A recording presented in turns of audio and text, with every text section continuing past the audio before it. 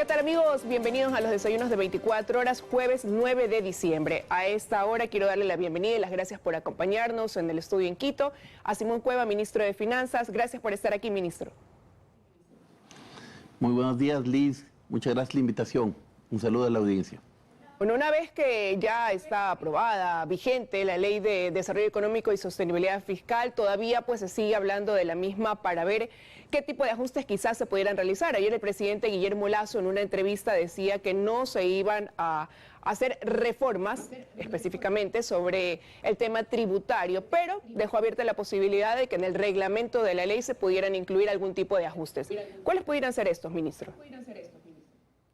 Así es, Liz, efectivamente. Creo que, en primer lugar, esta ley, la Ley de Desarrollo Económico, es una gran oportunidad para el país, para mirar hacia adelante, para continuar con el esfuerzo de reactivación económica, para crear oportunidades fuertes de nuevas inversiones, de creación de empleo, en especial para los más necesitados, y para asegurarnos una senda fiscal sostenible a mediano plazo, que el país se vea cada vez más como un país serio, creíble, que atraiga a la comunidad internacional y que permita obtener financiamiento en buenas condiciones y atraer inversiones de gran calidad para el Ecuador y para el empleo de los ecuatorianos. Como lo mencionó el presidente de la República, efectivamente el reglamento de la ley siempre es un buen momento para afinar temas, suavizar temas, oír a muchos de los sectores, el debate que hubo en el Parlamento, el debate que se tuvo con muchos sectores sociales, con sectores económicos, ha sido muy útil también para el gobierno para mirar aspectos en que se pueda ir afinando. Obviamente no se puede cambiar la ley por decreto, lo que sí se puede es afinar en el reglamento cómo las cosas se van desarrollando. Pero, por ejemplo, no se puede cambiar ya los impuestos, los tributos que están establecidos en esa ley, pero quizás las bases imponibles, entrar a una revisión. No, lo que se puede cambiar es, por ejemplo, tiempos ligados al pago, facilidades, procesos, cómo se mide ciertas cosas, algunas definiciones que tiene que hacer el SRI, todo ese tipo de temas que son bien importantes para muchos sectores. Hay quienes sostienen que, por ejemplo, en el tema de la contribución patrimonial, quizás establecer algún mecanismo de descuento que pudiera ser como una especie de compensación y que eso pudiera darse como un ajuste dentro del reglamento. ¿Cabría esa posibilidad, ministro? Otra vez, Liz, iremos viendo en el reglamento lo que se pueda de acuerdo a las normas legales.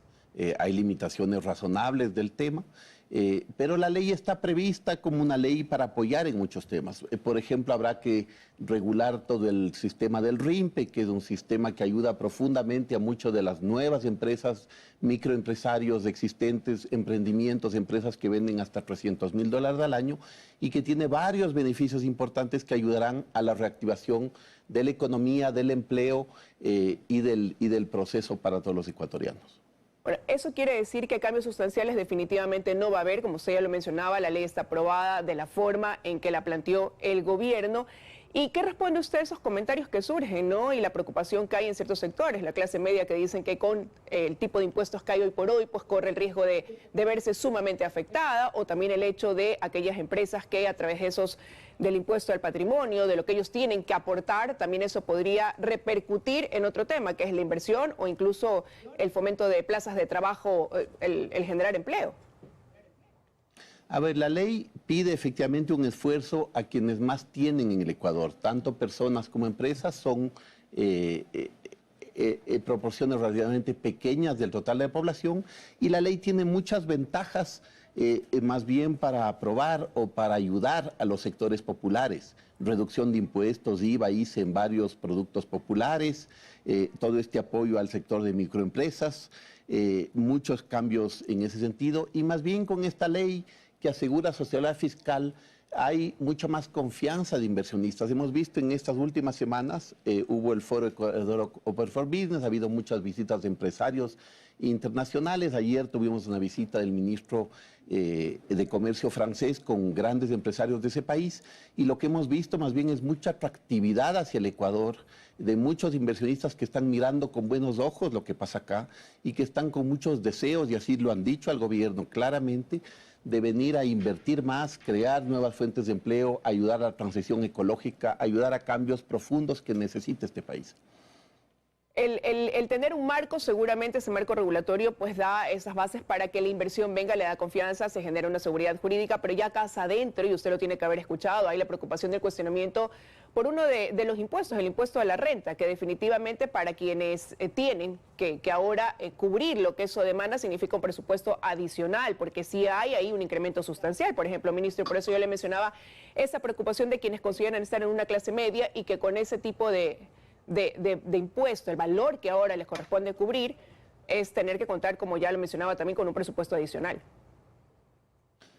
El impuesto a la renta de las personas efectivamente se ha modificado, implica un incremento para quienes tienen ingresos de $2.000 para arriba, eso representa 3,4% de las personas de mayores ingresos de la población económicamente activa ecuatoriana, y son en montos y los porcentajes del impuesto frente a los ingresos siguen siendo porcentajes bastante moderados bajo cualquier comparación internacional.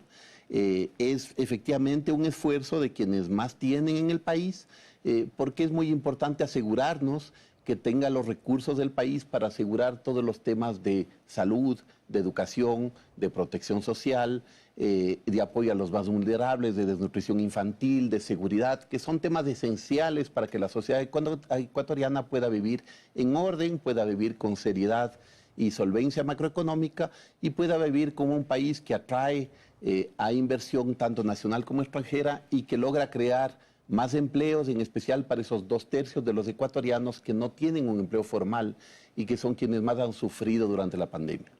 Ahí hay pensamientos distintos porque precisamente los que tienen que pagar no todos son quizás los que más tienen, y ahí también surge el cuestionamiento, ministro, de por qué sí, claro, hay que apoyar. La situación económica del país no es sencilla, pero se sigue apelando a que ese grupo de la población sea el que arrime el hombro mientras se siga aplazando la disminución del tamaño del Estado, por ejemplo. No es así, Liz. Hay varios esfuerzos importantes que ya está haciendo el gobierno. Se está haciendo esfuerzos muy grandes para combatir la evasión y la elusión fiscal, para cobrar los impuestos a todos los que tienen que pagar, para asegurar, y la propia ley tiene varios elementos para asegurar, por ejemplo, que ecuatorianos que tengan negocios relevantes en el Ecuador, aunque en ciertos casos puedan ser residentes fiscales fuera del país, tengan también que declarar acá. Y en paralelo, el programa del gobierno prevé una reducción gradual, importante y sostenida del gasto público a través de una revisión de la eficiencia en el gasto, de controlar en el día a día, de ser muy austeros. Tan es así que el déficit fiscal está bajando de 7.000 millones del año anterior, cerca de 4.000 millones de este año y probablemente 2.500 millones en el año próximo. Es un esfuerzo importante. El total de reducción en del tamaño del gasto público frente al PIB es 3 veces más grande que el esfuerzo que se está pidiendo con contribuciones vía impuestos. Entonces el gobierno está muy claro de la importancia de ser muy austero y muy eficiente en el manejo del gasto público, porque los recursos son escasos y tenemos que usarlos de la mejor manera para el bien de todos los ecuatorianos. Hace una semana atrás teníamos en este espacio a 2 analistas económicos y uno de ellos, el economista Alberto Dajic, señalaba y decía que realmente el ir haciendo ese ajuste del gasto público de manera gradual responde más a un costo político realmente y no al hecho de no poder tomar una medida en ese sentido radical, cuando ya pues años atrás se demostró que sí se lo podía hacer y que lo que llega a primar es ese costo político. ¿Usted qué respondería ante ese tipo de análisis? Yo diría que hay un esfuerzo, como le digo, permanente de ir revisando los temas de gasto público. Se está haciendo, por ejemplo, un esfuerzo grande con compras públicas para asegurarnos que cada vez más las compras públicas estén unificadas, tengan precios estandarizados. El tema de medicinas, varios de los temas al respecto. Se están poniendo recursos adicionales precisamente para acelerar compra de medicinas que tanto faltan en ciertos momentos, en ciertas instancias. Y todo esto se lo puede hacer porque se está priorizando el gasto, porque se está dejando de gastar en todo aquello que no sea indispensable y se está progresando. Muchos de esos esfuerzos, algunos de ellos sí toman tiempo porque tienen restricciones jurídicas, restricciones administrativas, procesos que hay que hacer para asegurarnos que todo esté bien hecho, que sea irreversible, que las cosas funcionen a mediano plazo. Este gobierno tiene que pensar en el mediano plazo. Parte de nuestra obligación con todos los ecuatorianos es dejar una economía mucho más sólida, mucho más fuerte, una situación fiscal mucho más solvente que la que hemos encontrado. Y para eso estamos trabajando, para el bien de todos los ecuatorianos. Ministro, y para cerrar este tema de la Ley de Desarrollo Económico y Sostenibilidad Fiscal, ¿para cuándo estaría listo el reglamento? El reglamento está trabajándose en estos días, tenemos 30 días para publicarlo. Una buena parte del reglamento implica cambios que se ejecutan a partir del año 2022, entonces va a estar durante este mes el reglamento y se lo está trabajando en detalle con todas las instituciones que están ligadas, incluido particularmente el SRI o la SENAE, por ejemplo.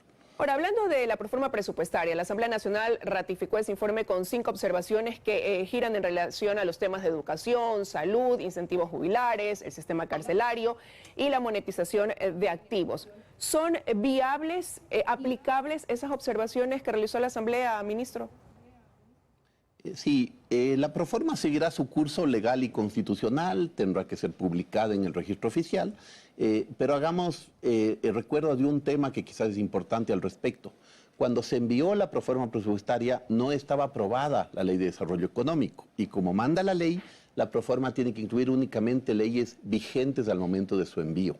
Ahora que tenemos, además en vigencia, la Ley de Desarrollo Económico, esto permitirá generar más ingresos para el sector público y una parte de esos ingresos irán precisamente a los sectores que usted menciona, salud, educación, universidades. A todos esos sectores ya la proforma cumple con las obligaciones legales y constitucionales, pero el tener ahora nuevos ingresos que vienen de la ley nos permitirá ir avanzando y probablemente tener más recursos que los previstos inicialmente en la proforma para varios de esos aspectos que son bien importantes, como le mencionó la Asamblea, y con los cuales tendremos mucho cuidado en la distribución de ingresos y en asegurarnos que reciban los temas adecuados para su normal funcionamiento. Ahora, y ahí con eso ahí ya el gobierno, ustedes desvirtúan lo que ellos han sostenido, que se disminuye la asignación para estos rubros, que es lo que han venido puesto sobre la palestra en esta discusión. Pero también yo le mencionaba que ponen como observación la monetización de activos. Dicen que no es claro el valor que se piensa recaudar ni el tiempo en el que se lo piensa hacer. Desde el gobierno se ha dicho que son 900 millones de dólares con los que se pretende pues sumar al presupuesto con esta medida a través de la monetización de 5 activos del Estado. ¿Cuándo pudieran ya ser monetizados? ¿Cómo está el avance en ese tema, ministro? Hay múltiples procesos que están ligados a monetización de activos. Algunos corresponden a venta, como por ejemplo la venta del Banco del Pacífico, y otros corresponden a monetización de muchos activos importantes del Estado. Esos procesos tienen que hacerse de forma ordenada, de forma que cumpla todos los parámetros, de forma transparente y que todo sea totalmente abierto y transparente, que haya participación amplia del sector privado interesado. Y conforme eso avanza, se irá comunicando. La proforma tiene un monto relativamente conservador al respecto. Si uno suma la valoración de muchos de los activos es bastante mayor a lo que considera la proforma, precisamente para dar espacio para que los procesos de avance, de monetización sean ordenados y sean transparentes. Y probablemente eso se va a ir viendo gradualmente, ya depende de muchas carteras de Estado que están al tanto del tema. Pero como le mencionaba, ha habido gran interés de inversionistas nacionales e internacionales en apoyar al Ecuador en estos momentos y creemos por eso mismo que hay un espacio bien importante para ir avanzando en ese aspecto. La propia ley de reforma tributaria incluye también aspectos de fomento y de cambios en temas que nos ayudan también en ese sentido. Así que vemos con optimismo una ley que nos va a ayudar a todos a crear mejores oportunidades para el Ecuador, mejores oportunidades para el empleo de los ecuatorianos, especialmente los más vulnerables, y un futuro de reactivación económica y crecimiento más importante. El propio Banco Central acaba de revisar sus expectativas de crecimiento para este año, acerca del 3,5%. Estamos avanzando un poquito más rápido de lo previsto inicialmente y la economía está gradualmente mostrando buenos signos de recuperación. Y sí se le preguntaba, ministro, porque y quería saber, y usted lo acaba de mencionar también, cómo va quizás esa venta o esa proyección de venta del Banco del Pacífico, a propósito de que durante el debate en la Asamblea, uno de los asambleístas del oficialismo decía que con la venta del banco, con ese dinero eso iba a ser destinado a la lucha contra la desnutrición infantil, que ha sido uno de los temas que viene sosteniendo el gobierno desde la campaña, pero al ligarlo a tener un presupuesto proveniente de la venta de un activo, cuando la venta de esos activos llega a ser incierto, sí genera pues un signo de interrogación en ese sentido. No, Liz, los fondos para la desnutrición infantil están priorizados dentro de los planes del gobierno, corresponden a planes de inversión y gasto corriente en muchas áreas del Estado, porque la desnutrición, que es un tema fundamental para el Ecuador, es absurdo que el Ecuador tenga indicadores de desnutrición tan malos comparado con la región, ¿no es cierto? Tienen los segundos indicadores más malos de la región, más de una cuarta parte de los niños ecuatorianos sufren de desnutrición infantil. Tiene que ser una cruzada nacional más allá de ideologías y de temas así. Y como le ha dicho al presidente Lasso, es muy sano usar recursos y activos de largo plazo del Estado ecuatoriano para un tema que es fundamental para todos y para el futuro de nuestro país y para nuestros niños, que son de lo más importante que tenemos justamente para apoyar y para hacer. Entonces, los recursos para la nutrición están priorizados y la idea de esto es asegurarnos que a mediano plazo siga habiendo recursos para la nutrición. Es un tema fundamental, es un tema en el que tenemos que trabajar a nivel de gobierno central y a nivel de gobiernos locales.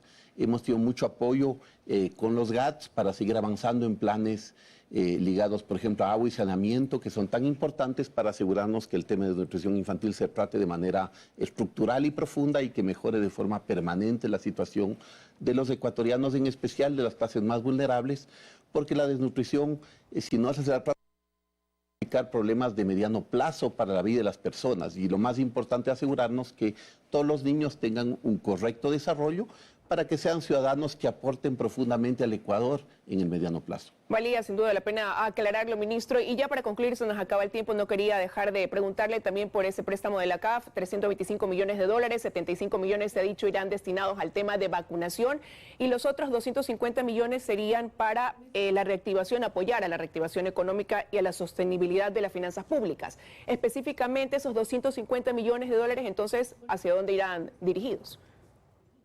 Efectivamente, Liz, en las últimas semanas se ha ido viendo una vez más el apoyo importante de la comunidad internacional al país. Hace una semana y pico el BID aprobó un crédito de 500 millones. Hace un par de días yo firmé efectivamente nuevos créditos de la Corporación Andina de Fomento. En las próximas semanas debería haber desembolsos del Banco Mundial y posteriormente también del Fondo Monetario.